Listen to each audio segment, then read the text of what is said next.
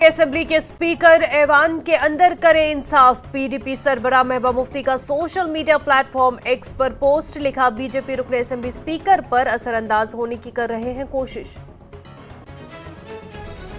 Budget इजलास को लेकर जम्मू में हुई कुल जमाती मीटिंग। जम्मू कश्मीर असेंबली के बजट इजलास को लेकर तमाम जमातों से किया गया गौर खौज। 3 मार्च से शुरू होगा बजट इजलास।